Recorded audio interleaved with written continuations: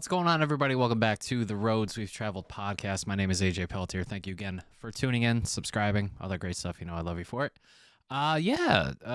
Things are going along. Season 3 is well underway. I couldn't be happier that we're back. That being said, if anyone out there would like to be a guest, please email us at roadswe'vetraveledpodcast@gmail.com. If you're a musician, comedian, artist, podcast host, content creator, anything like that, actor, hit us up. Love to have you on the show. If you enjoy the show, we'd love to hear from you.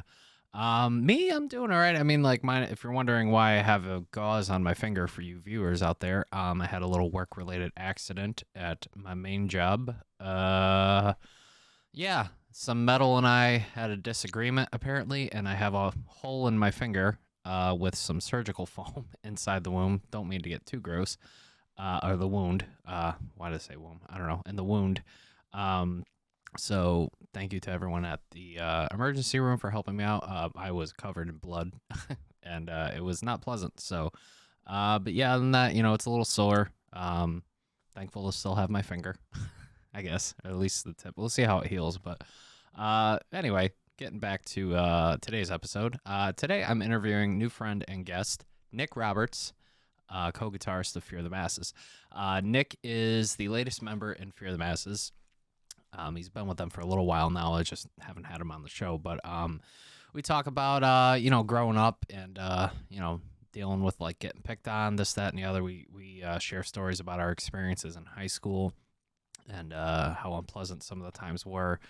He talks about depression, anxiety, all that stuff, and then we transition into music. We talked about he has like so many records that he's made himself of like different kind of genres of music, and you'll hear all about it in this episode, but it really blew my mind how much music this guy has created. He's just a guitar machine when it comes to writing music, which is fascinating. And then we hear about how he got into Fear the Masses, where they're at right now with the record and everything like that. But let's just get right into it. Here is Nick Roberts of Fear the Masses on the Roads We've Traveled podcast. Check it out.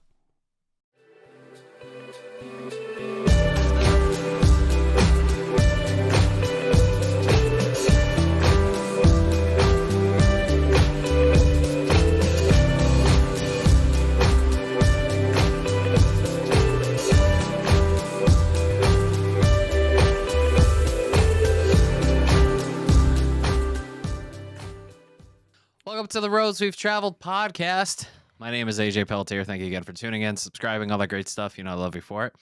We're back with another brand new episode and brand new guest today. Guitarist of Fear the Masses, Nick Roberts. Nick, what is going on, buddy? Not much, man. Not much. What's going on with you? Another day in paradise. Hopefully by the time this episode comes out, we're not at World War III yet. So, I sure hope not as well. That'd be fantastic to avoid that at all costs. Yes. I mean, like, I don't want to get too political on this show, but it's definitely scary times we're living in right now. And from what I've been reading and hearing about,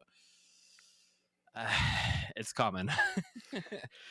I think that, again, not to get too political, but I just think that if people just learn to keep their mouth shut, we'd be in a much better position than we are now.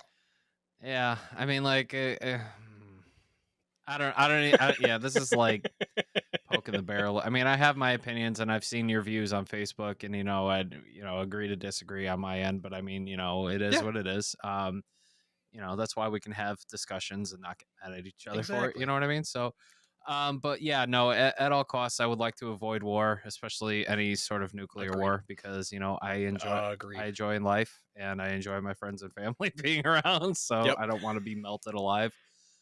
See, as a big Fallout series fan, I'm kind of like praying for it in a way, but also it's like, maybe not yet. I can wait till 2077. I'm nowhere near prepared for a nuclear war, nor do I want one. And if it does happen, I mean, just kill me quickly. Like, I don't want to die. I don't want to die slow and painfully. Just kill me instantly. I don't want to see my skin bubbling up and feeling it. Like, I'm like, just die from radiation poisoning or anything like that. You step outside and you're just, Look like that guy from RoboCop. You know what I mean? Yeah. Half melted. And, oh my God. Kill me. What a way to start off a podcast. Anyway. Oh, it's great.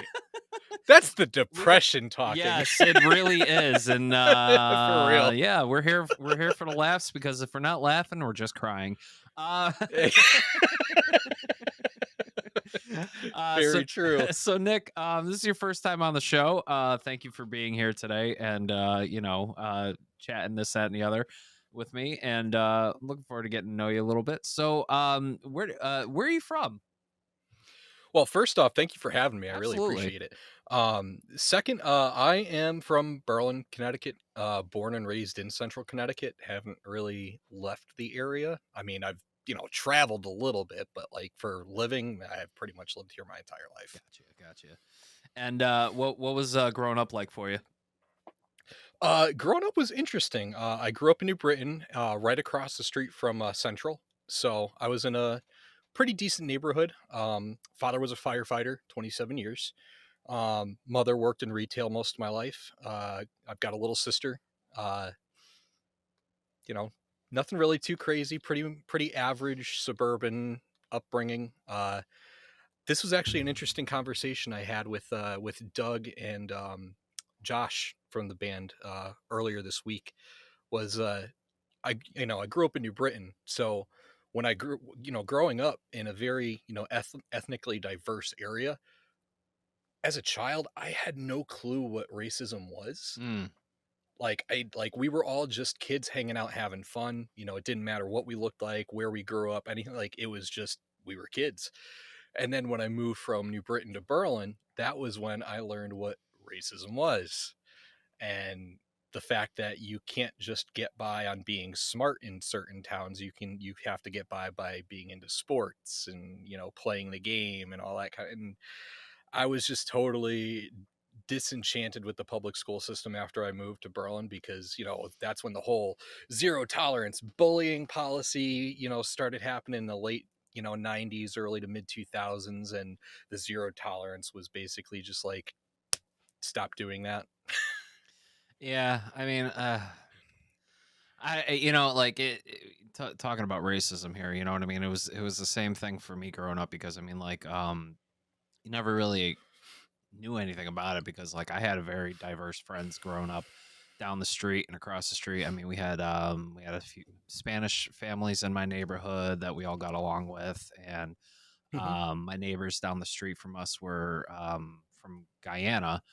And we were very, very close with them. They would always have us over for parties, this, that, and the other. So like we never really knew anything about racism or anything until until I got a little bit older, and then started learning about it and then seeing it. And then as I've become an adult, more and more seeing it more present now in our society. And I'm just like, what the fuck is going on? You know what I mean? Like, have we not learned from history at all? I mean, like, from all the, I mean, I don't want to.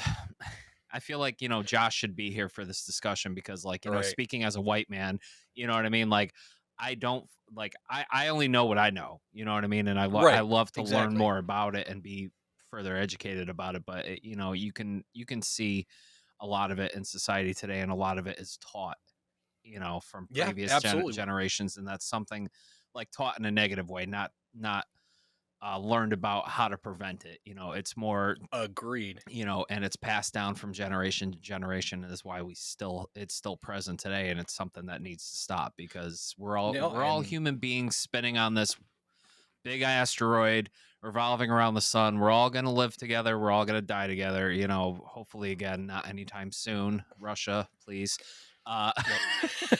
The way I've always said it is, like, we all bleed red, and we all turn into pink mist when we're blown up. Like, that's really all it comes down to. Right. Like, exactly.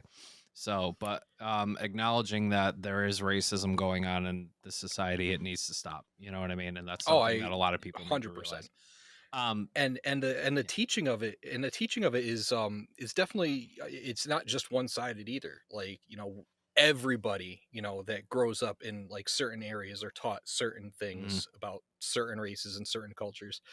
I mean, for me, like on my dad's side of the family, my great grandfather actually walked to New Jersey from El Salvador Oh wow. and got sent back because he didn't have the right paperwork. Jesus.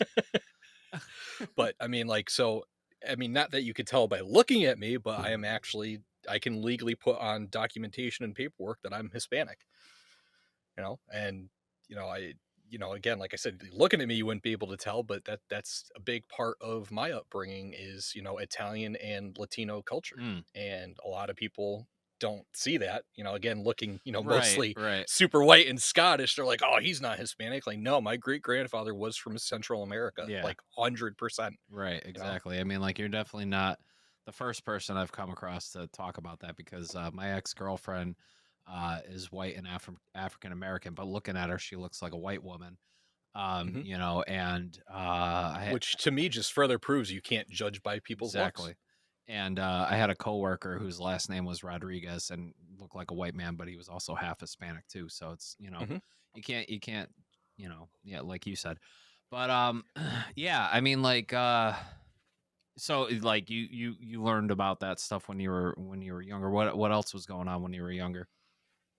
Well, I mean, so growing up, I was always, me personally, I was a little different. I got picked on a lot. Mm, Uh, I didn't really know how to socialize with people around my own age, or we'll say kids in this case. Always got along with adults, could hold full conversations with them, got along with younger kids, kind of acted like, I wouldn't say as a mentor, but kind of like that mentality. But kids my own age, man, I just didn't get it. I didn't understand them. Like even to this day, like people around my own age, I look at some of them, I'm like, what the fuck are you doing? mm, Like I don't get you. And then there's people, much older than me where I'm like, yeah, I get it, or younger than me where it's like, yeah, I get it, or I understand you. Um, but that was a big problem for me growing up, was just not really understanding how to speak with people, mm, my peers will say. And it's been like an ongoing battle to try and figure out whether I'm on that like autism spectrum my entire life. Um and so like whenever they tested me for it, it was like borderline, like he could be, but he's like right there, so he's not really. So I mean, I was always like in just regular classes growing up, and they had to come up with certain new disciplinary techniques. And I was the kid that had like the smiley face card, like, oh, are you doing good today, here's your smiley face. Or the color coordinating cards, like if you were doing good you had a blue or a green, if you were doing bad it was like an orange or a red. right. Like they had to do all that kind of stuff with me growing up. Wow. And I wasn't like acting out or anything. I just didn't understand how to behave in that type of educational social setting. Mm. And I guess to a degree I kind of grew out of it. And I mean, just, I think it was just yesterday, no, Wednesday. I went in for a psych eval. And I mean, other than the guaranteed already new anxiety and depression. For Yeah, for for audio listeners, I'm brother, raising my hand. brother. But no, so I did my psych eval yesterday, and I'm in the process of getting set up to do a neuropsych Oh evaluation wow. to see how my brain is actually different from other people's, which is kind of cool. I mean, it's always good to learn more about yourself. You know what I mean? It's just to figure out what's going on, just in case anything. But I mean, no, that's great that you're looking into that stuff. I had no idea. Mhm. Um, I don't want to act like I know everything about autism because I don't. I Mhm. don't have any family members who have autism. I do have my older brother. To a degree I can relate to you on was he was in the special education part at school growing up for most of the time. I think towards middle school, high school, he was in regular classes with people. But Yep. like my brother's not mentally challenged in any way. He's just he was a slow learner and everything growing up. I talked about in previous episodes that he had leukemia when he was very very young, like Jeez. second grade, and he had chemotherapy and everything like that. So it was a very rough childhood for him growing up. But once he was cured of it, thankfully, Mhm. was going back to school and everything worked out for him. He just had a hard time learning, so he did have a lot of those special ed courses where they would send him down with other kids that needed special attention and stuff like that for him Right. to be able to process and learn correctly. So I do understand where you're coming from. Yeah. And just to touch on that briefly, I think that's a pretty big issue with the public education system, is that they're trying to shoehorn all these kids into the same cookie cutter child. They want all these kids to be the same and act the same and learn the same, and that's just not how humans are. That's not how our nature is. We all learn differently. Mm-hmm. We're all wired differently. I'm not saying that public education is necessarily a bad thing. I'm just saying it needs to be fixed, because you see so many issues with kids, you know um, coming through the public education system, and a lot of them are scarred, mentally scarred by this stuff that they went through, whether it's bullying, or teachers acting a certain way because they weren't learning the way that they wanted them to, or I mean, like, and even myself, going through that myself was not necessarily the best thing. I mean, I definitely had some fantastic teachers that were there for me every step of the way. Any corner I turned, they were there to help me out. But the majority, just they were just there for a paycheck. Yeah, and again, I don't want to overstep my boundaries a bit, because Mhm. I'm not a teacher or anything like that. I have plenty of friends who are in education and everything, and Mhm. could talk better on the subject. But I do think now, you see it more in the news every day, where, like, reports of abuse or anything like that are more widespread, where teachers are, if they're doing something they're not supposed to be doing with students, they get caught, and, this, that, and the other, and people have been speaking up. But I mean, like, um, towards, like, the bullying and stuff, like, unfortunately, it's something that I don't think is ever going to go away, because, I was Mhm. bullied too. And they would tell you when we were kids, like, if say something, speak up. And half the Mhm. time you were too scared to, you know what I mean? Or even if you Mhm. did, it just made matters worse. And, Yep. I'm not saying kids should be fighting, you know what I mean? Because that's something, fighting should Mhm. never be a course. But I mean, I wish I had more courage to stand up for myself back then, when I was being tormented, and I wish I had the strength to, because I mean, I probably would have been a lot better off. But unfortunately, I was just overpowered by, mentally and physically, by my Mhm. abusers growing up and everything. So See, I grew up. My father's a black belt. yeah. Went over to Okinawa to train with our Oh, grandmaster about nice. about a decade ago, and so I mean, I grew up learning martial arts, and I could physically defend myself. And I'm not. I wouldn't consider myself a weak person by any means in terms of physicality. But that was kind of my problem. Was the opposite. Was I didn't want to fight people because I knew that I could hurt people, and I don't like hurting people. Right. I just don't. So it was kind of Yeah. like that weird.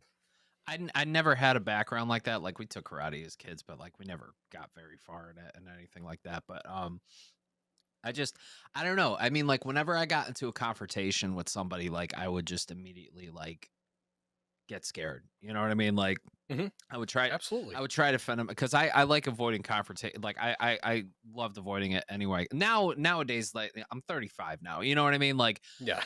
like, I'm not really scared to say my own. Like, I'm strong enough to stand my ground and everything. I mean, like, I'll touch briefly in a second about something that Yeah. happened a few years ago. But I just don't give a crap anymore. I mean, like, I do to a certain point. Like, I always give respect to people who give it right back. I'm always very nice and outgoing to people. But the moment you cross the line, where you've had plenty of warning from me, like, hey, you need to chill, or, you need to back off a little. If you're still pushing those boundaries, I'm not afraid to take a swing at you, because I'm not going to deal with it. You know what I mean? And that's Right. and that's and that's a lot of growth for me, because I was not that person in high school or anything like that. Like, to the point I've said in a previous episode that I had one bully, throughout high school, and we ended up reconciling years later. He actually saw me at a bar and, like, apologized for Mhm. everything he did to me, which was weird. But, people change, so. But anyway, like, this kid, from freshman year all the way to senior year, I went to a tech school. We were in every class together. We were in every exploratory program together. We wound up being in the same shop together. And he had, like, a little crew of friends that would all gang up on me. Mhm. I mean, I had, my dad's tool. My dad gave me a brand new toolbox for shop. I was so excited about it and everything like that. I came into school one day, it was completely super glued. Every little crevice was super glued together. It was Mhm. super glued to the workbench. It was completely ruined, and there was no fixing it. And of course, the teachers got a little upset about it, but nothing came of it. But I mean, like, my father spent his own hard money to get me this nice toolbox Right. for shop, and it's completely ruined. And I would get beat up in the locker rooms all the time. The shop teacher knew about it, didn't really do anything about it. Till one day I finally, like, we had a separate machine site at the community college in Waterbury, Naugatuck Mhm. Valley, where the advanced students would go. And a lot of my friends from the shop were up there. I wasn't, because Mhm. I wasn't considered advanced. So I basically blackmailed my teacher. So I went in his office and I looked him straight in the face and I said, "Listen, I want to go up to the site." He says, "Well, you're not really an advanced kind of student, this, that, and the other." I says, "Yeah, well, here's the deal. I'm getting bullied every day here. I'm getting my ass kicked by these students that you favor a lot more. Mhm. You let them do chewing tobacco on school property. You let them take off early without doing the proper protocols and signing out. You let them skip to go get lunch, this, that, and the other. They even bring you back stuff." I said, "I have all this stuff documented and I'm a witness." I said, "What's stopping me from go talking to administration right now and ratting your ass out?" Mhm. And he was like, "Are you threatening me?" I was like, "No, I'm not threatening. It's a promise." So he Mhm. just gave me a very long look. And then he said, "We'll talk about this later." And then I walked out. Later that day, the guy who runs the site up at the Naugatuck Valley came in and he's like, "Pelletier." I'm like, "What's up, Mr. Zello? I hear you want to come up to the site." I'm like, "Yes, sir, I do. Have your parents sign this. We'll see you tomorrow." So, That's awesome. Hell I yeah. had my teacher Big by the win. balls, man. Like, That is a big W for the little that was guy. a big win for Hell me, yeah. and I could not be happier when I graduated high school. Like, everyone there was just crying the day of graduation. I'm like, "Thank God I'm getting the fuck out of this place." And That's awesome. yeah, ugh, Hell yeah. I actually have a big win story similar to that. So, um, well, we'll preface this with, I was actually born with this really interesting condition called lymphangioma, and what it is, it's a malformation of the lymph glands in your body, and it's basically a sister disease or a sister or cousin condition to hemangioma mm, and port wine stain. So if you've ever seen people with like big red yeah. that's called port wine stain. And I was then wondering what that was called. sometimes you'll see it with like sort of like growths relate, touching it. That's Right. when it's a hemangioma. Um, so mine is a lymphangioma, and mine's on my tongue. It starts about an inch and a half from the tip and goes all the way down to my vocal cords. Ooh. And it swells up when I get sick. So like if we ever like were to talk in the future and you hear me kind of like slurring my s's and that kind of stuff, my tongue is swollen and it's filled with infectious fluid. Ooh. So thank God I was born with a high palate, because when it swells up, it makes it extremely hard for me to breathe. So Yikes. with that being said, growing up, if kids saw it, they, obviously kids would freak out and start making fun of you. So my nickname from like when I first moved to Berlin in 5th grade all the way through my graduation of high school, my nickname was Two Tongue. So I kind of embraced it to a degree. So when kids would start making fun of me about it, I would, instead of getting all upset about it after a couple of years of getting upset about it, I would start like educating them on it. Like, hey, instead of just making fun of me, how about you learn what my condition is and actually, I don't know, have a little bit of empathy, because this is not something that I would want you to live with. Right. That's why I have to take days off of school when I'm sick, because I can't effing breathe. Like, Yeah. this is not an easy condition to live with. So that kind of factors into a lot of the bullying and the teasing. So freshman year of high school, uh, we're in uh, we're in gym class. We do our laps around the track and everything. This is about halfway through the school year, so we'll say about like February, March ish. Just starting to get nice enough so you can run around the track and it's not too cold. So my we finish up our laps. We go and play like softball or something like that. So I hit the ball, I get to second base. Or no, I'm playing second base and this kid hits the ball and he makes it to second base and he shoves me. I fall over. I get up and I'm like in this mood where I'm like, I'm done with getting picked on. I'm going to shove this dude back. So I did. That's what my teacher saw. He didn't see the initial shove, so he called me over. So now, mind you, this teacher, I've had him as a gym teacher from 7th grade. So he was my 7th, 8th, and 9th grade gym teacher. He moved to the high school when I moved to the high school. So he was your Mr. Feeney. He's like, pretty much. Pretty much. So Boy Meets World reference for all you young people out there. Yes, exactly. So he calls me over. He's like, "What's your problem?" Like basically blaming me for everything. And I'm telling him that he's not doing his job because he's not actually watching the students. And I'm going off on him. And then he tells me to go to the office. So I start walking away. I'm starting to head towards the office. He says, and he yells to me, "You've got problems." I'm like, "You're the one with fucking problems." And he's like, "What'd you say to me?" So I turned around and I legit started rolling my sleeves up. I'm ready to fight my gym teacher, right? So I walk up to him, fist at the ready. I'm like cocked back, ready to cold cock this dude in the mouth. And he grabs me by the shoulders and looks me dead in the eye. He's like, "Are you okay?"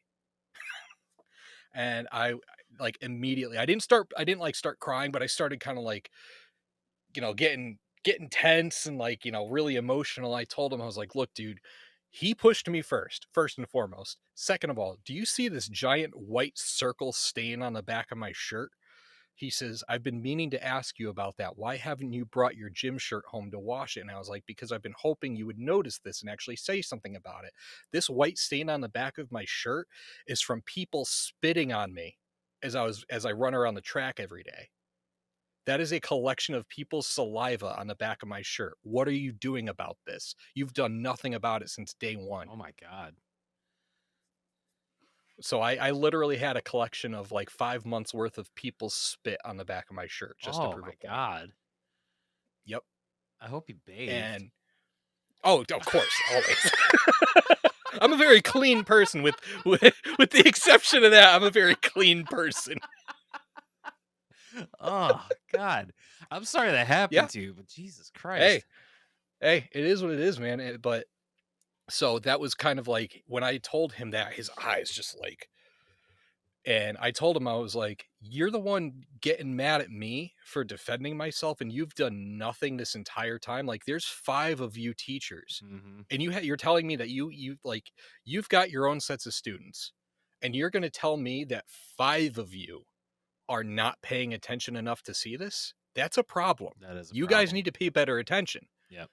And I didn't get in trouble or anything. He ended up not sending me to the office. The other kid didn't end up getting in trouble because he didn't see it. But at the same time, like from that moment on, he was like right next to me, like like from freshman year to senior year in gym class. Even if he wasn't my teacher, he was right there making sure that kids weren't doing shit to me. Well, that's good. At least he learned his lesson. You know what I mean? And hopefully he's a lot better now. Oh yeah. I mean, like I ran into him a couple years after graduation and he was like, "Bro, what's going on?" Like no time had passed. Like we were best friends. It was great. Cause like I said, after that we were close. Yeah. And nothing ever happened since then. So yeah, me and my bully aren't close, but he did. Like I said, I was at a bar one time with a friend years ago, and I was just grabbing a drink with a friend, and he just walked up to me half in the bag. He's just, "Oh my God, AJ, how are you?" And I'm like, I turn around, I'm like, "What's up?" Like, are we about to like throw down? What the fuck's going on? Yep. He's like, "Oh man, I just want to apologize for all the shit I put you through in high school, man. Like, I was stupid, I was dumb, just being a kid." I'm like, "Yeah, I get it. Like it is what it is, but you really don't know what my situation was, and it wasn't really cool to come to school and get, you know, trashed on and everything like that, So he says, "No, I get it, man." And we talked briefly. He bought me a beer, so I was like, "Okay, I'm not gonna say no to a free beer." You know what I mean? So, yep. But it is what it is. But I mean, like I learned to defend myself pretty much after that. I mean, like as I got older, I was just like, granted, I'm not a good fighter. I'm not a good fighter at all. The situation happened a few years back. I was I think I was just in Devil Inside. I just joined them, and this was after I left in the Red, and I was at a show at Cook's Cafe, which is no longer there anymore. Mm-hmm. And I was going to see. That was an interesting venue. I played there plenty of times, you know. Like, Yep. yeah, it is what it is. But you know, I don't want to say anything about the owner or anything like that. He handled the situation very well, and I appreciate it. Shout out to Mark. You know, I went to go see Cross and Rubicon and Vision Within, and a few of my friends play there that night. And I'm not going to say the person's name, but Mm-hmm. there was a man that showed up who was in the music scene who has made a very bad name for himself. Mm-hmm. He had a quote unquote radio station, which was more of a Mm-hmm. podcast network than a radio station. And he was very well known for saying a lot of bad things about people, making enemies, making you feel uncomfortable on a show with a lot of like he thought he was the next Howard Stern and he wasn't. He was just Mm-hmm. very racist, homophobic, this, that, and the other. He did a lot of hard narcotics too. And he just wasn't very well liked. And he had a very split personality too. You know what I mean? Like he would be buddy buddy with you 1 second and then bashing you the next. So I was leaving the venue that night, and I never saw the guy that night until I left. I was going to my car, and I ran into him and 2 of his friends, and he was high. He was definitely high on coke, because he was just like, you know, all over the fucking place, tweaking like crazy. I don't know what he was talking about, but I was passing by. Next thing you know, he's in my face saying like, "This bitch right here," and I'm like, okay, like I turn around, I'm like, bro, what's going on? What's the problem? And then they like a pin drop. All 3 of them stop and turn around and look at me. And you got a fucking problem here? I'm like, yo, like my beef's not with you guys. It's with him. Like, what's the issue, man? And he, oh, you little punk bitch, like this, that, and the other. Like, you know, I gave you all of this fucking support. You can't fucking support me, this, that, and the other. I'm like, dude, you're a fucking asshole. Like, all you do is shit on bands. Like, what do you want me to say? I don't want to be affiliated with you. And the next thing I know, one of his buddies tries, quote unquote, to start fighting me. Really, all it was a bunch of slapping. The guy just slapping me around. I'm like, you know, throwing him off, this, that, and the other, like blocking. I'm like, what the fuck are you doing? And then I turn around, the bigger guy clocks me straight in the face, like just flat out lays me out. And I flew into a car that was behind me, and then I fell on the ground. And the guy that antagonized the whole thing, the radio guy, we'll just call him Psycho. You know, he's standing over just watching me get my ass kicked. And I you know, he's like, all right, guys, you know, it's enough. You know, he's learned his lessons. Is that, you know, I'm like, yeah, that's right. You know, have your little fucking posse do your fucking work for you, you fucking bitch. Next thing I know, the guy comes over and kicks me in the stomach or something. Oh, and I'm like, whatever, man. Like, you know, it was 3-on-1. I wasn't going to fucking, you know, win that fight anyway. So, but I stood my ground and I was shaking afterward, like just fucking shaking. And shout out to Bob Marino from OFNR. He was there that night, and he, as soon as it all ended, those 3 idiots, like dumbasses, went straight into the bar after they just assaulted somebody in the parking lot. You know, Bob was on his way out. He had his mic in his hand and everything, and he had beef with this guy too. He sees me on the ground, like getting up, and he was like, dude, what's going on? You all right? And I'm like, no, I'm not. I was like fucking Psycho over there, and his buddies just assaulted me and everything. And he was like fuming. Like he was like, I got this mic stand in my hand. Like I've got I could just go in there and crack him over the head. I'm like, no, I was just like, stay here with me. I'm calling the cops. Like, you know, this, that, and the other. So I ended up calling the cops, and all 3 of them got picked up and arrested, charged with assault. Good. One of them actually had like an eighth of coke on him and stuff, so he got nailed for that. But that was as far as it went. You know, unfortunately, it fell through the cracks in the justice system. Some of them had assault records prior, you know, but unfortunately, there wasn't any justice really done. So. And I'm going to be honest. I won't say who, but I'm 99% sure I know exactly who you're talking about. Obviously, you know, Fear the Masses. We all talk about. I know Fear the Masses. They've been with them in the past. Yeah, and they've caught me up on a lot of the goings on since I've been out of the scene. Because last band I was in was like 2015. So I've been out of the scene for about like 6 years by the time I had joined Fear the Masses. So they kind of caught me up on a lot of the goings on in the metal scene and the Yeah. rock scene. And I was like, oh, and I'm pretty sure the last show that we played at Cherry Street that person was there. I'm surprised he's still around. Like, yeah. Like, and when I first saw him, I was like, I don't know this guy. I don't You know don't who he want to is. know. I You just don't want don't. to know. I don't like the way he looks. He looks sketchy. Yeah, I don't want to bash people, but I mean, like for that guy, fuck him. Like, Mm-hmm. I didn't deserve that at all. No, He God no. clear he showed up that night to start something. I was just unfortunately the guy that it was taken out on.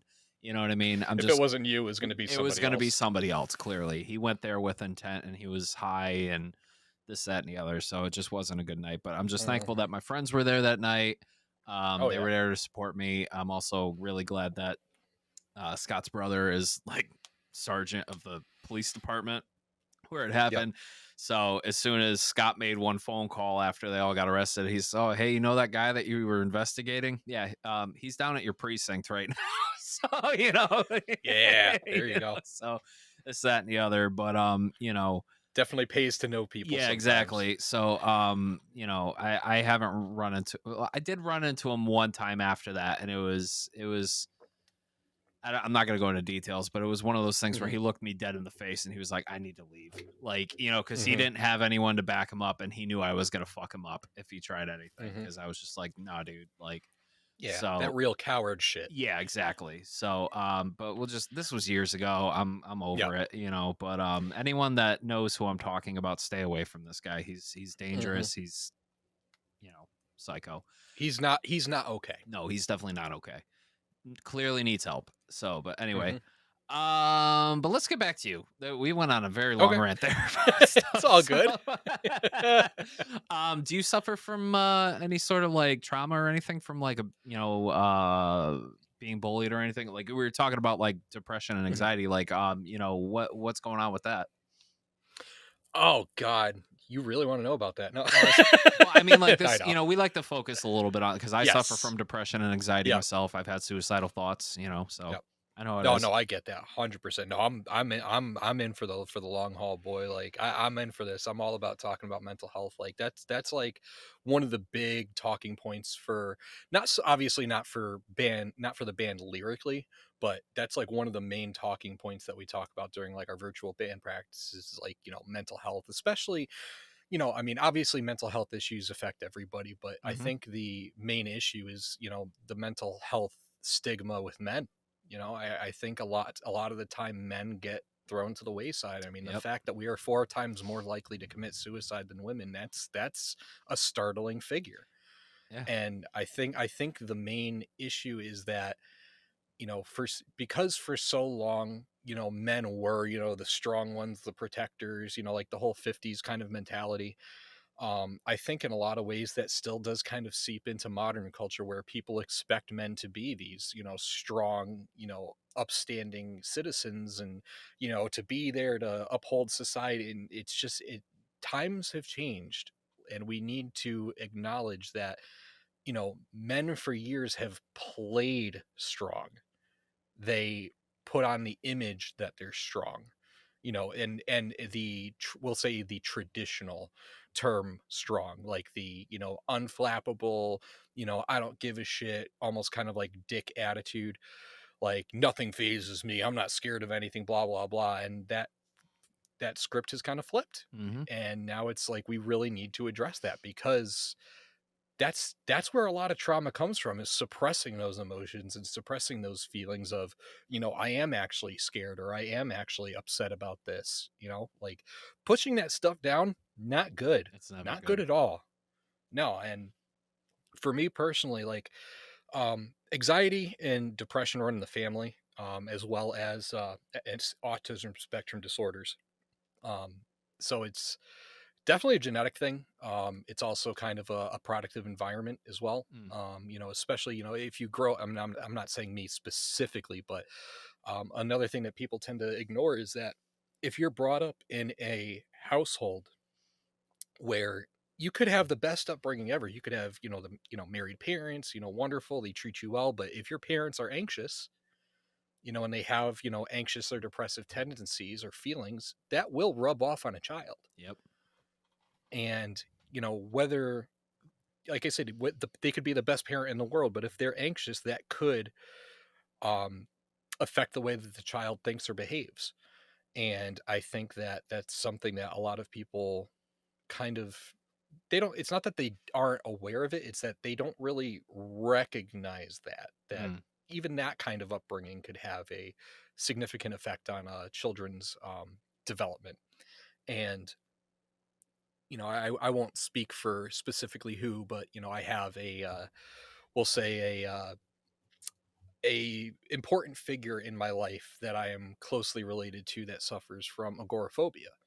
And like they basically just woke up one morning and were scared to get out of bed. And it was like that for about 2 years. Mm. I was with them in the car when they took their first drive around the block. And by the time we got back, they were shaking and, white knuckle, like on the verge of crying, like just, you know,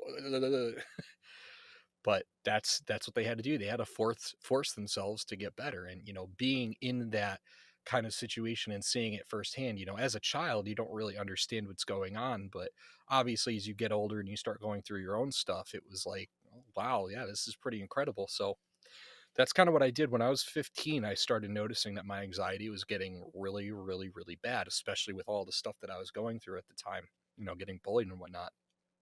And yeah, so I was like, you know what, when I get a job, I'm going to do something that's going to basically, I'm going to throw myself to the wolves. So I started working in retail. And I have pretty much worked in retail since I was 16. Mm. Yeah, I did the same thing at 16. I worked at a grocery store for a long time. I was a bagger, cashier, grocery stock clerk, deli clerk. Pretty much did it all. And I hate, same thing, like depression, anxiety. Like I didn't know I had anxiety. I knew I had depression, but I Mhm, didn't start realizing I had anxiety until last year. Like, you mhm, know, but yeah, it was the same thing. It was just like I threw myself into that and had to learn how to overcome it and talk to people and deal with it. And I'm a pretty good people when I'm having a good day, like especially mhm. when I remember to take my meds, which that's always a good thing. Yep, Um, yep. I'm pretty good with customers. And Mhm, especially with this podcast, I know how to talk to people now. It's a lot better, and I feel more comfortable doing it. But I get where you're coming from because, especially talking about the stigma in men, because um, my family has a history of mental illness as well. mhm, My mother has a history of depression and anxiety. My father has buried everything that he's dealt with growing up, from abuse to everything like that, and not dealing with it or getting help that he needs. And I found out recently that I have an aunt who suffered majorly from depression for a number of years and had suicidal mhm, thoughts. And you know, it's passed on that way, like you said, this, that, and the other. And especially we were talking about with men. One of my best friends committed suicide a few years ago. I had another friend who was a drinking buddy. He committed suicide a few years ago. mhm. Another kid I knew in high school overdosed on drugs.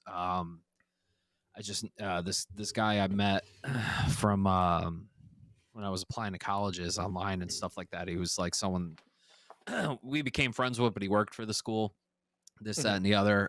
We talked a lot online and this, that, and the other, but we kind of fell out and didn't talk for. I just found out he committed suicide last year, and I'm just Jesus. like, what is going on? You know what I mean? Like, It's an epidemic. it kind of is. You know what I mean? It's just like, um, people need to be more open about how they're feeling, and people need, like you said, need to be more empathetic about how people are feeling, because you can't just bury it. You can't just tell people to man up or shut up or this that, and the other without knowing. Like for instance, like I was having this was like a few months ago.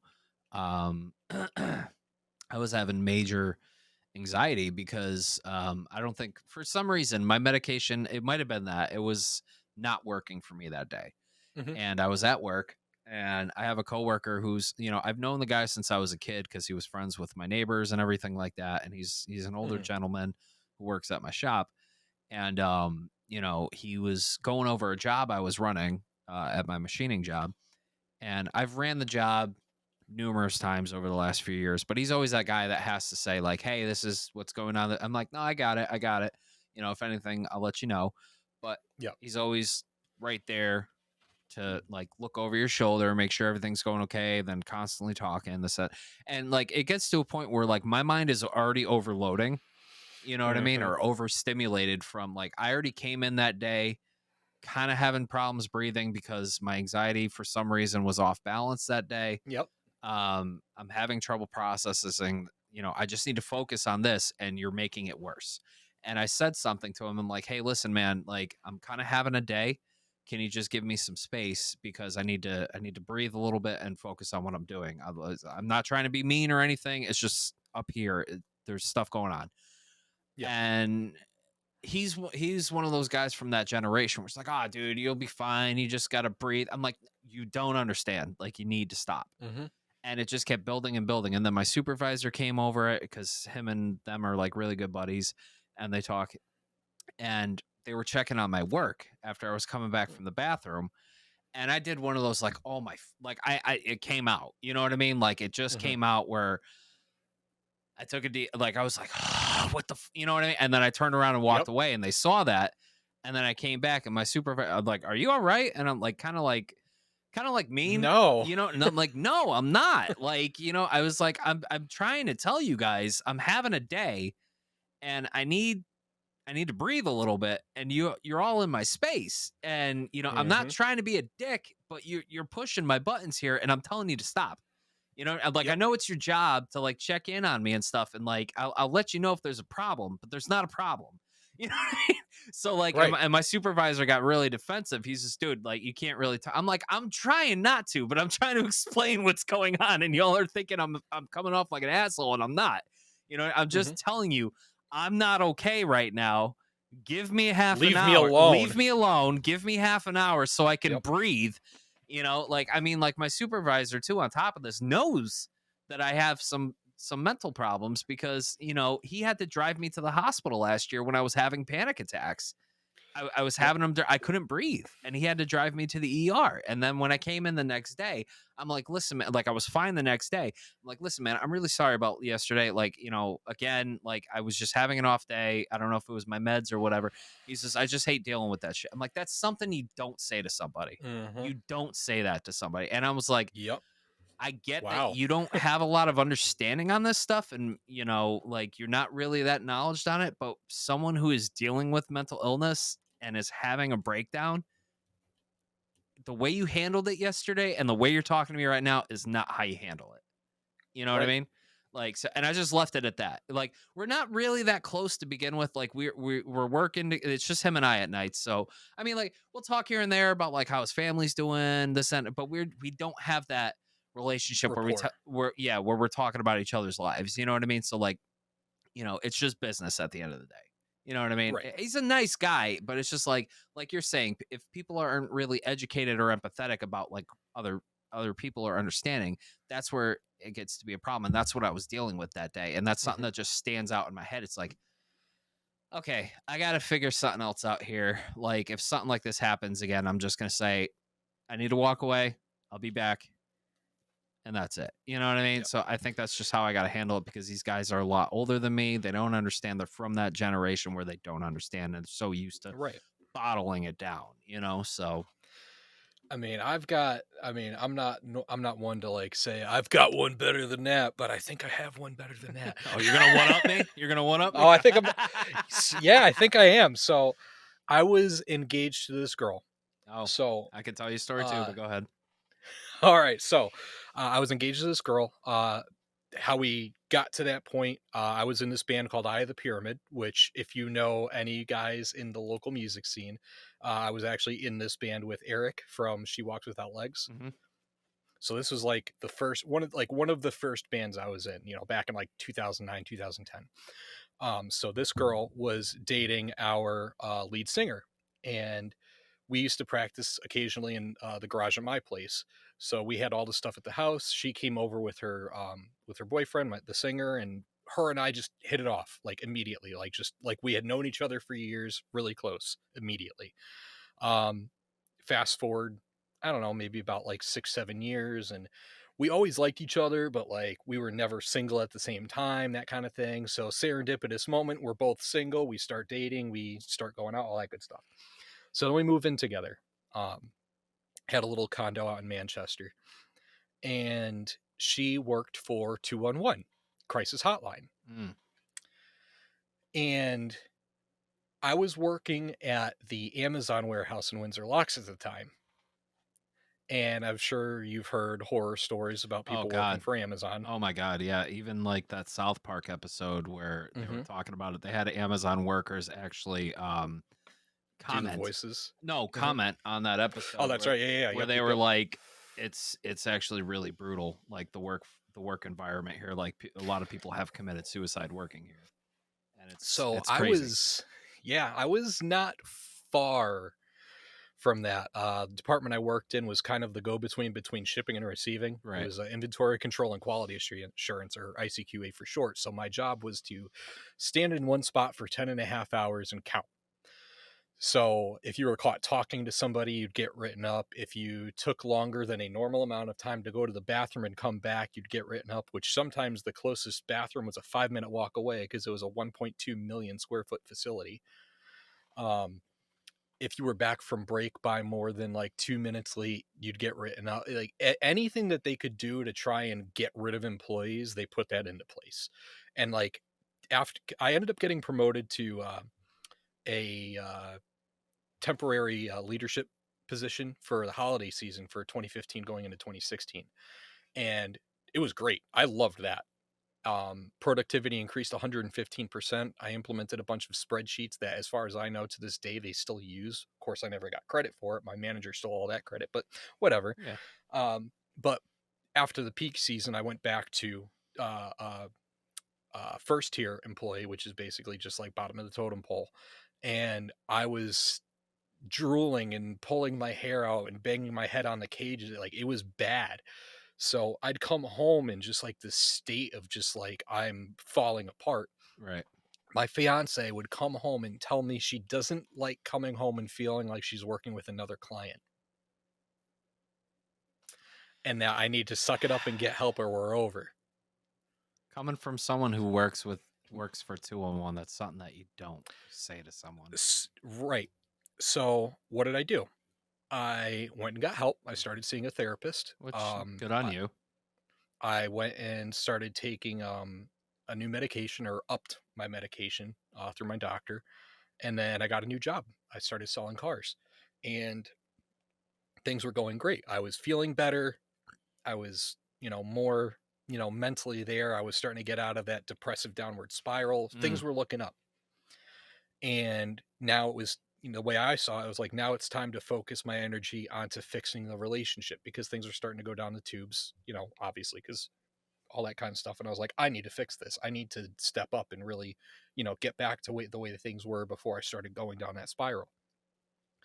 So I didn't really change in terms of like what I was doing, because I've always been the same. I've always put 110% into relationships, work, whatever. That's just who I am, is, in nature. I mean, you can ask the guys, like when it comes to the band stuff and writing music, like that's a whole nother conversation. So the point that it came to was, it was like September 2016, and it was about a month before my birthday. And, I went to hug her and she like pulled away. I was like, okay, like maybe she just, isn't in one of those moods right now. Fine, whatever. So I go to work and come home and, say, go to give her a hug. Hey, how was your day? And she pushed away again. I'm like, is everything okay? And she's like, it feels forced when you hug me. Like it's not genuine. It's like, wow, that cut me deeper than anything else. Like I'm a very loving and caring person. And I'm not, I hate saying that, because usually when people say stuff like that, I'm loving and caring, it's like, yeah, you're not.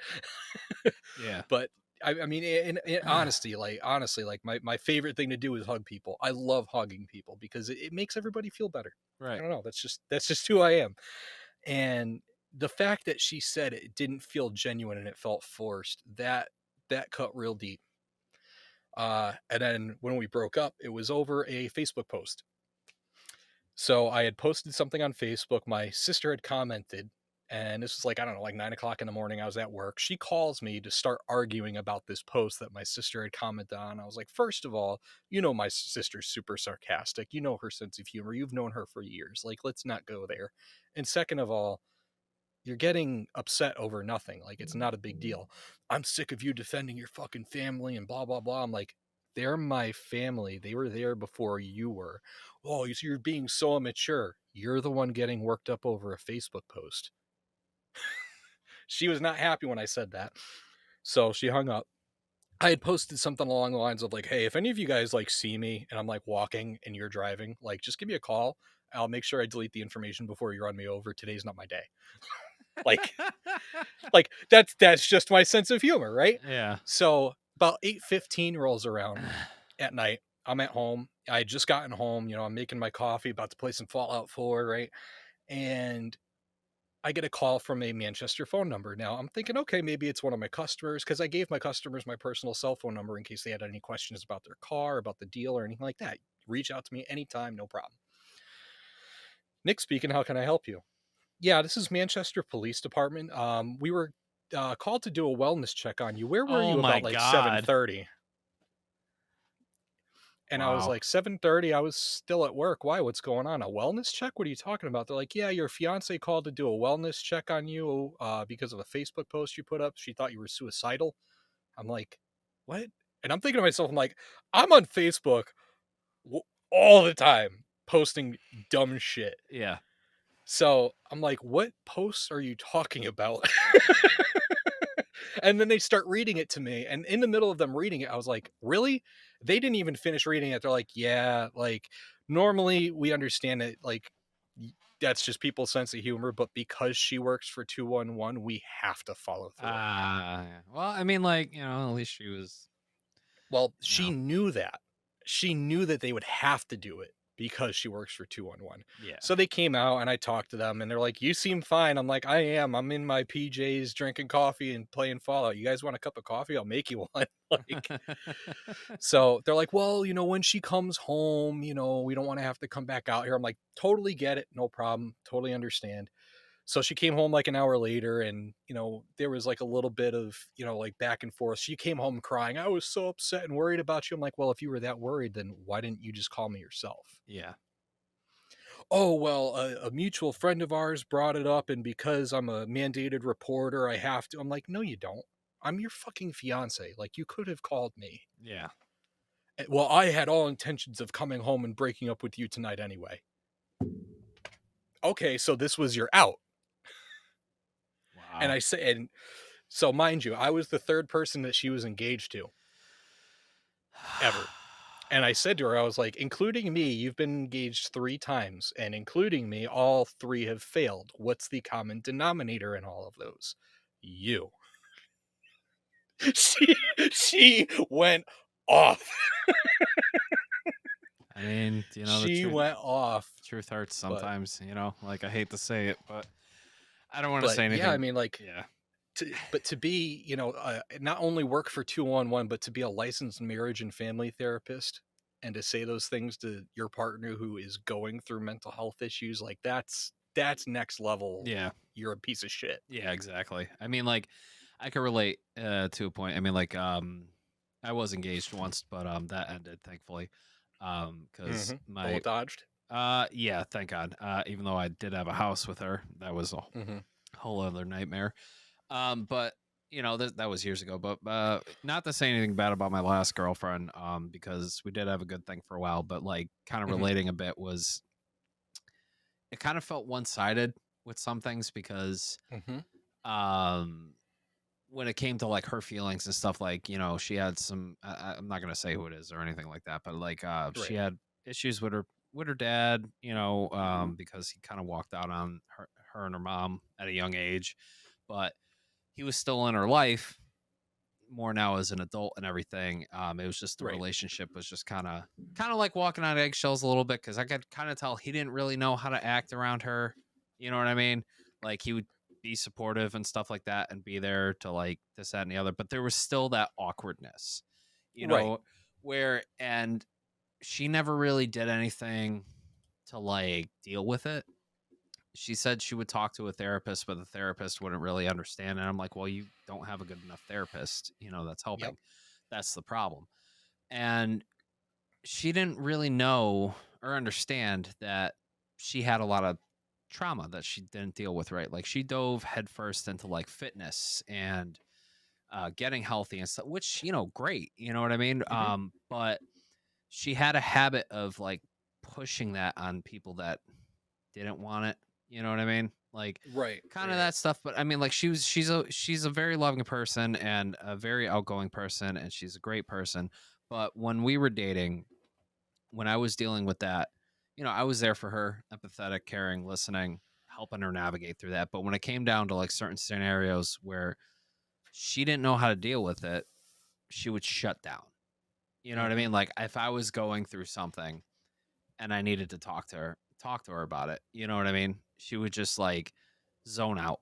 And I'm like, what are you doing? And then she's like, I just don't know how to talk to you about this. Like I mean, like she was being honest, you know what I mean? But like, Right. it just went from like her always smiling to like, just like for audio listeners, Deadpan. I just deadpan, you know what I mean? Like no expression whatsoever. And it to a look of no interest, you know what I mean?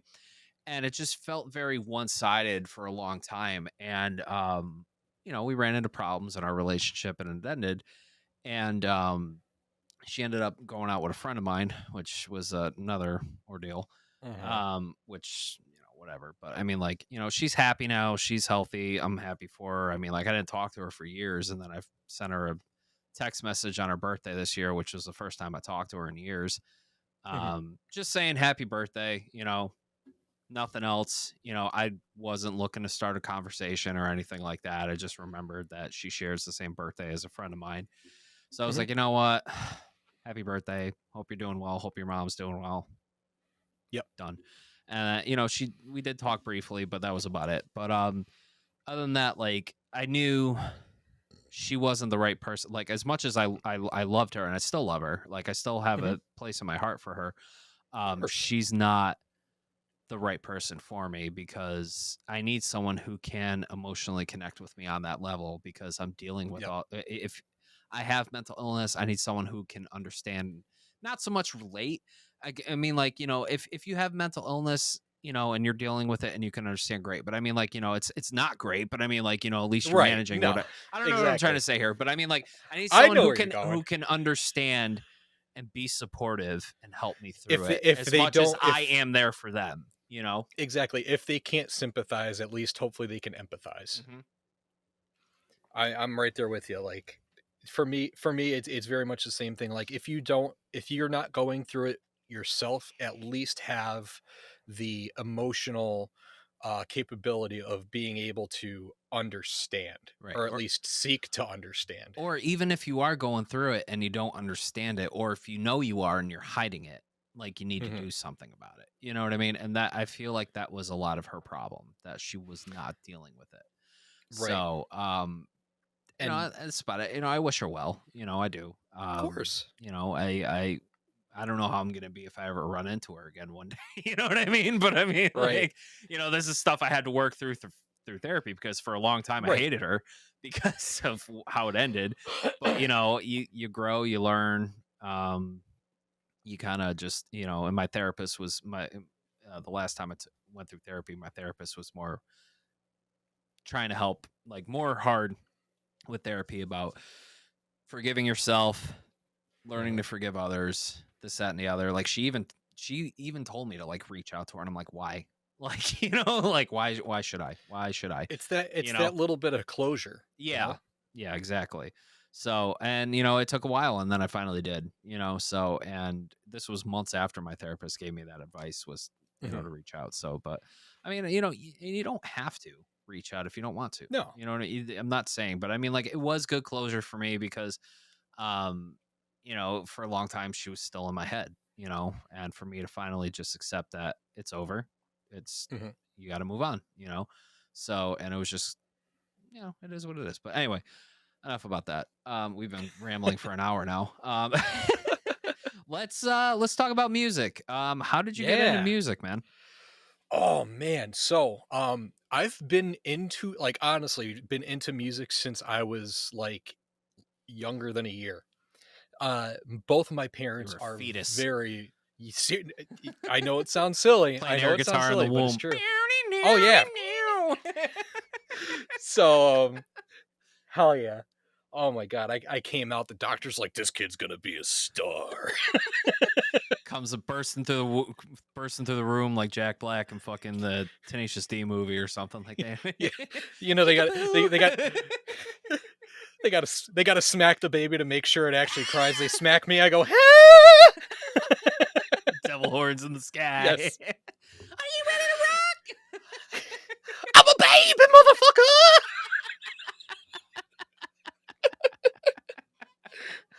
Oh god! Oh, coming out sounding like Dr. Roxo from freaking Metalocalypse. Yeah, dude. Oh my god, I have a picture to show you because I dressed cocaine. Yeah. I dressed up as him for Halloween one year. Oh yes. Yeah. I immediately felt regret when I got out of the car that night. But I went through it. I did it. So. Hell yes. Anyway, go ahead. That's what's up. So growing up, when I was 10 months old, that's when the Metallica's Black album came out. And my mother bought it on release, so I have been listening to Metallica since I was 10 months old. You might get a lot of shit from hardcore Metallica fans. Honestly, I could take my camera down and show you. I have their entire physical discography. I'm sure you do. But I love them. I know my cousin, for instance, who's a diehard Metallica fan, would probably be like, his first album was the Black Album. That's so sad. You know what I mean? Like, it's so funny. They're like, oh, that's the album Metallica sold out on it. It's great. I love that album, and God. Oh, so I was gonna say, I've got my own music channel, which we'll get into that later. But I did a tier list on like what my favorite studio Metallica albums are. I think I put Black Album in like C or B tier, and my S tier Metallica album is Reload. Wow. I mean, I can appreciate it. If you really listen to it and listen to the musicality on it and the actual like layering and the structure of a lot of the songs, it's really like next level, like prog kind of shit. Like people listen to it, they're like, oh, this is, it's not super heavy. I'm like, it doesn't need to be heavy. Like this is next level musicianship. And it'd be boring to just be the same thing. You'd be Five Finger Death Punch. Let's not go there. Let's not go there.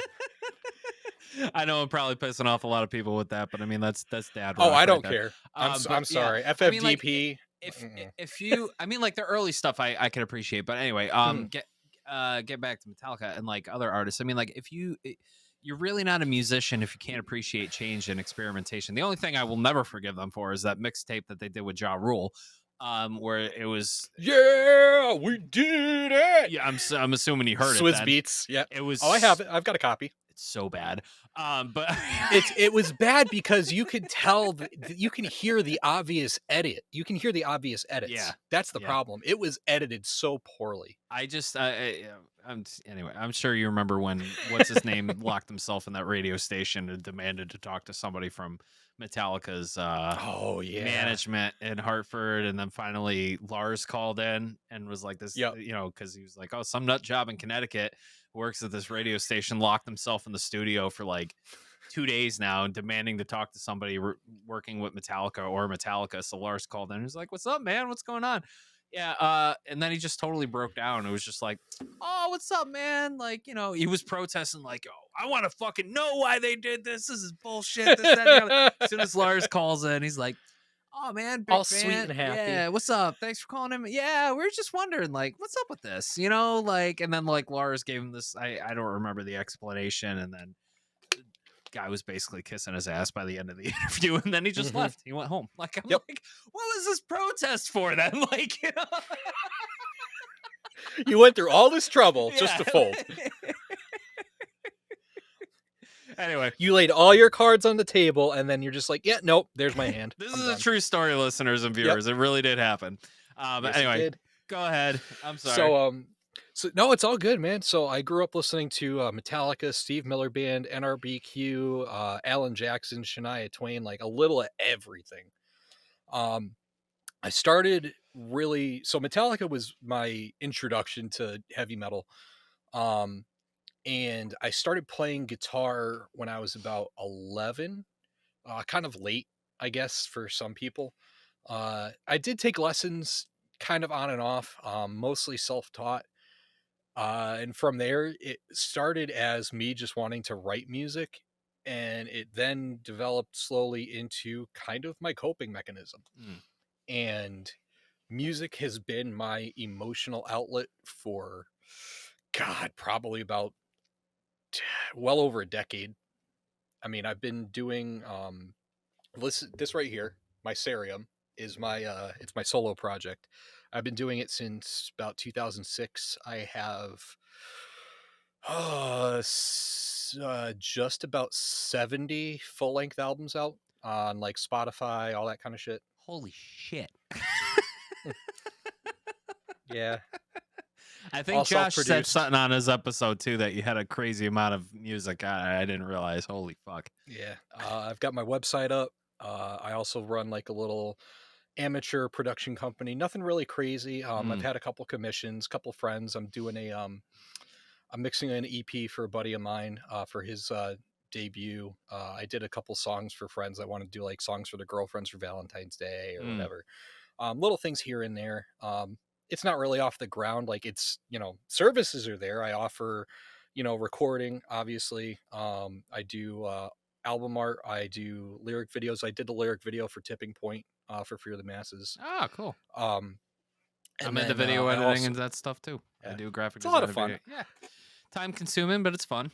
Yeah, I mean, I would never consider myself a professional by any means. The way I Yeah. see it is like the way I like to market myself at least is I'm a step above the amateurs, but not quite professional. I'm like that middle ground, like so better Mm. than average. Yeah. So like if you're looking for something, inexpensive, but still, good quality, that's kind of where I'm kind of falling. Like it's not quite super professional. Like you're not going to be paying thousands of dollars for No, no, artwork no. or recordings or video, but you'll still get a quality product Exactly. that, could pass, we'll say, as, something halfway decent. Mm-hmm. No, I got you. I got you. So, Yeah, I'm kind of the same boat. um, but yeah, for the music thing, man, like I've been in I've been in the local scene since mid 2006.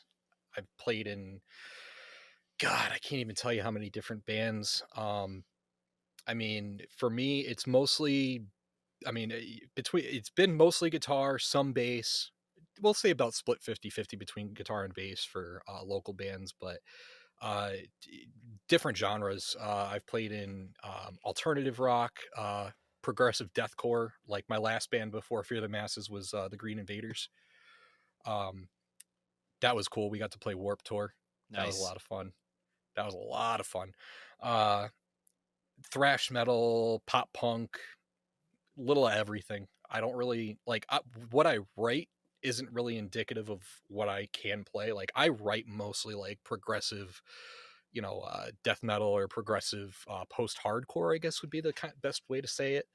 Um, but like I said, I don't really, when it comes to playing with a band, I don't relegate myself to one genre. Mm. I will bring my influences in and kind of, you know, shoehorn them and force fit my personal style into whatever band I'm in, but it usually works out for the best. I mean, since joining Fear the Masses, I mean, maybe I can kind of pat myself on the back, but since joining Fear the Masses, we've already gotten like 6 new songs.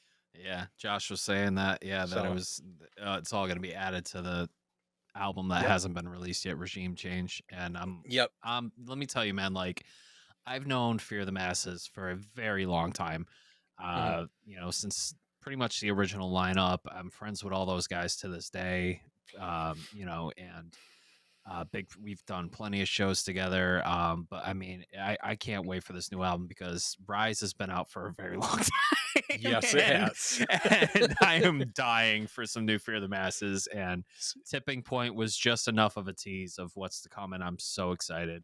But Bro, speaking, Go ahead. I was gonna say, let me tell you, like, the new material is, I won't like go into full detail, obviously, but the new material is not, it's different, Mhm. but it's also still kind of holding true to, at least from what I've seen, a lot of the Fear the Masses, back catalog. Like, there's a lot of, our the original Fear the Masses sound. Like, it's still got the groove, it's still got the, the bounce to it, but there's a lot more, I guess you could say, metal element to it. So it's gotten a Mm. little heavier, it's gotten a little faster, You gotta stop. and I can only get so erect, okay? Like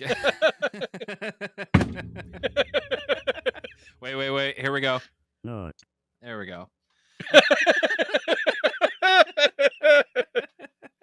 Beautiful. Oh wait, no, here we go. I'm about to bust. There we go. Yeah. All Yep. right. Pretty much. And let me tell you, dude, doing these, because I've been doing the scratch tracks. So I've been obviously, with my ridiculous recording stuff that I've been doing for all these years. I've been listening to the studio recordings of the songs that are already finished and learning the songs by ear, then tabbing them out, and then exporting at least the bass to MIDI, and then recording scratch tracks, writing the drums in the program, and then sending the scratch tracks with clicks to all the guys so we can all practice, when we're at Jesus. home or whatever. So I've been keeping busy with it, and it's a lot of fun. The guys are like, "Oh, Nick doesn't have to do all that." I'm like, "I'm unemployed. I've got all the time in the world, and I enjoy it. So let me do this." Plus, I mean, it also helps having like guys like John in the band who knows the same program, and Yep. and I see you guys posting your Discord sessions together, Yeah. that you're working and stuff. I think it's very cool. I might have to Oh, talk it's a to you too blast. about helping me out too, because I'm actually working with Mike Castro on a solo album, and Hell yeah. he's got a guitarist, but I could definitely use some help too with Yeah. writing material, because I can't play guitar. I have a guitar, I can barely play it. Self-taught, but I mean, Mhm. like, I just want to get something that original out that is not compromising to what I want to do, and Right. get it out there before I'm Which too is old to do it, so Which is funny that you say that, because that is also one of the services that I offer through my production company, Dark Ink Productions, is composition consultation. very cool. Well, we'll have to talk Yes, then. absolutely. But talking about Fear the Masses, like I've Mhm. talked to Josh plenty of times already, about the history of Fear the Masses, his history, this, that, and the other. I've literally had every member of Fear the Masses for the most part on this show. I've had Doug, Josh, Chris Millay, Mike Castro, Joshua's season premiere episode. I just talked to Derek, Mhm. about him being the guitarist and transitioning to drums, without going into too much detail. But I Mhm. mean, like, what was your experience with joining the band, and, talking a little bit more about Fear the Masses and Yeah. going forward? So, it was, I think it was April or May of last year. Derek hit me up. Now, Derek and I went to college together, so that's how we knew each other. Knew a bunch of people in the music scene, mutual friends like our buddy Freddie, who's the vocalist for the Green Invaders and Deer Slug. And funny enough, his best friend Josh is the kid that I'm actually doing the EP for. So there's a lot of little connections here and there. So, and I also know Derek through my brother-in-law, because they went to high school together. Anyway, so Derek hits me up. He's like, "Hey, my band Fear the Masses is, I'm transitioning over to drums, and we're looking for another guitar player. I was wondering what you're doing musically right now." I was like, Mysarium, and that's really about it. I'm not. I had just quit my job in April, so I was unemployed, not really doing anything, and I was like, really kind of in that downward spiral again with the whole depression and anxiety thing. Right. Pardon me. And I almost said no.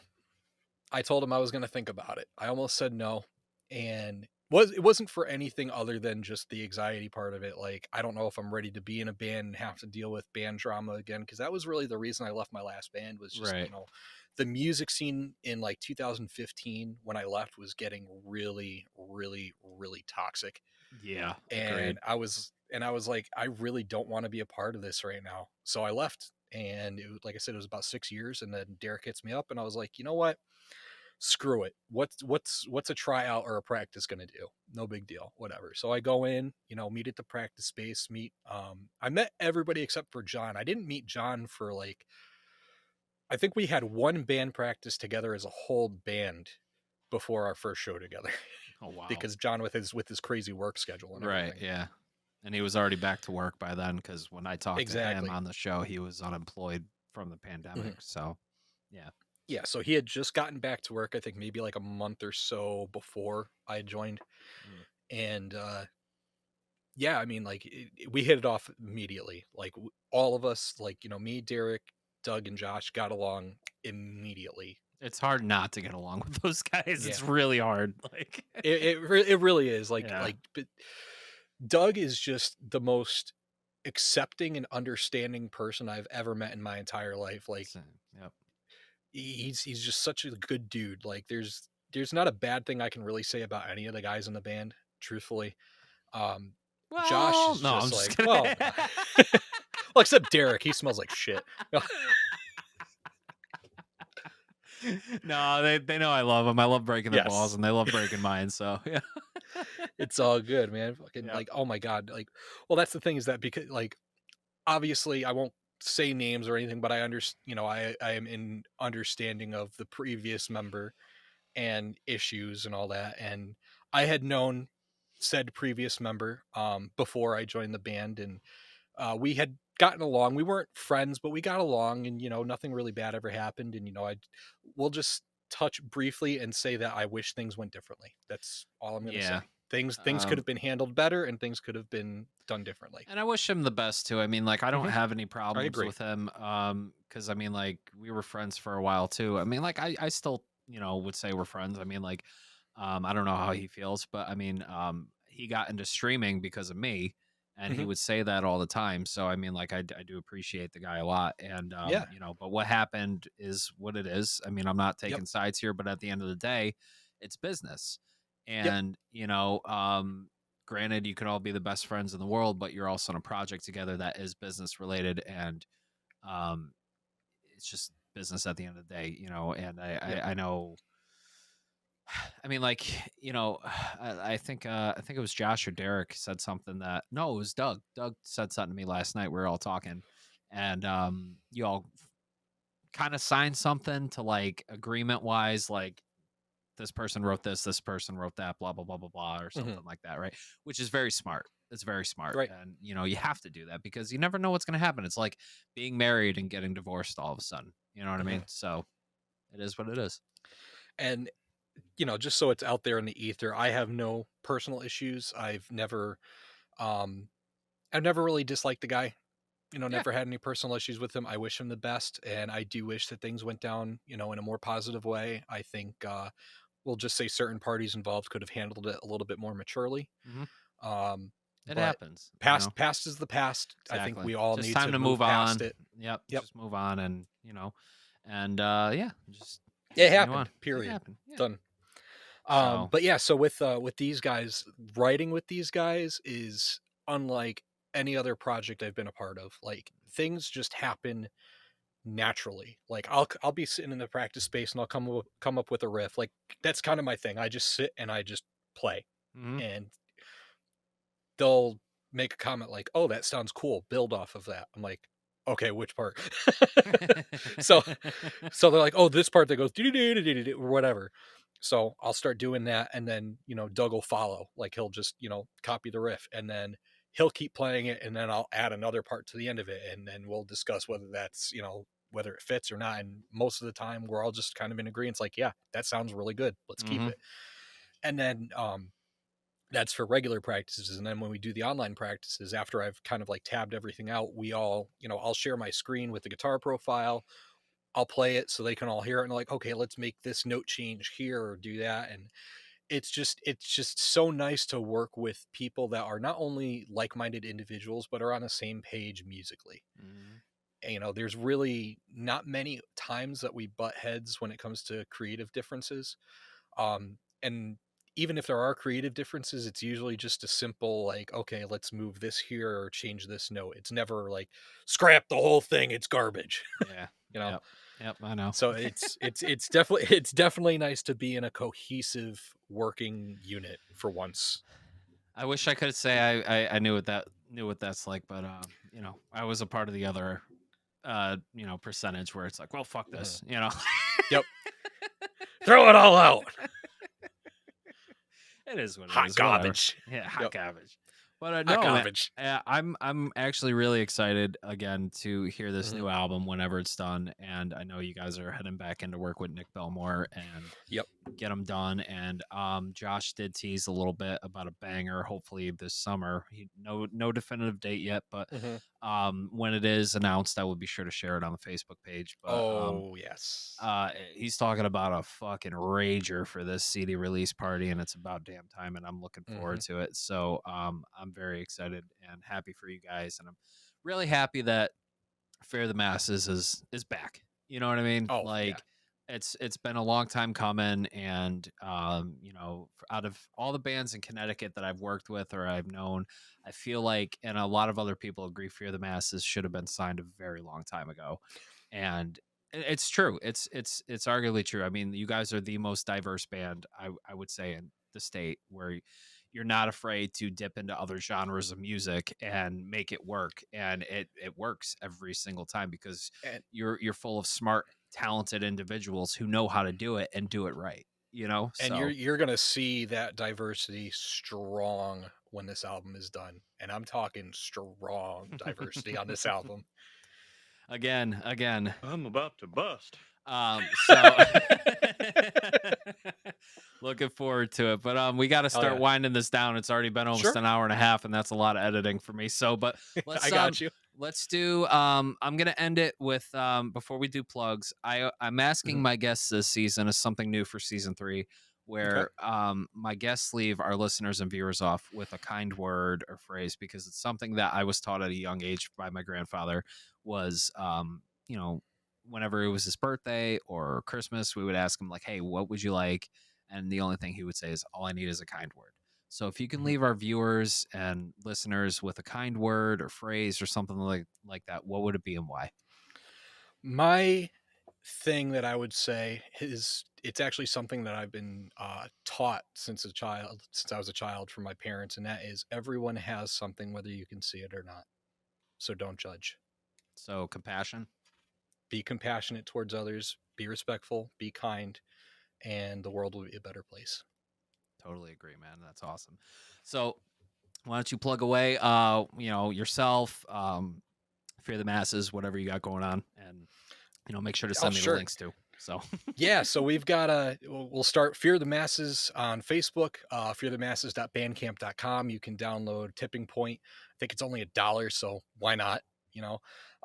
Myself, we've got Mysarium, mysarium.weebly.com. There's my production company, darkingproductions.weebly.com.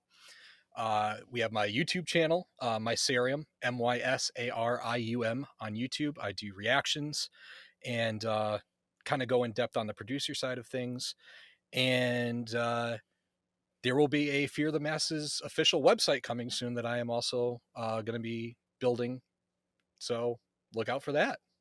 Very cool. Very cool. I'm going to do some of my own plugs, and then we'll talk off air. Sound good?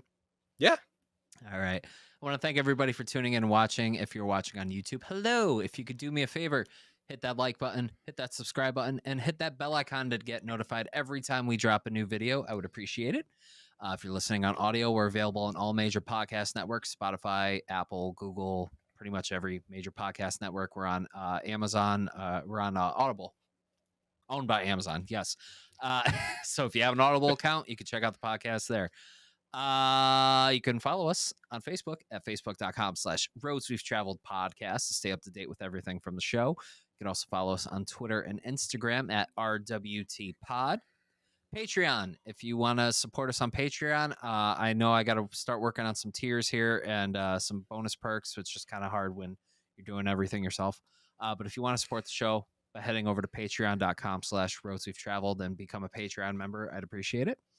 We got merch available on TeePublic.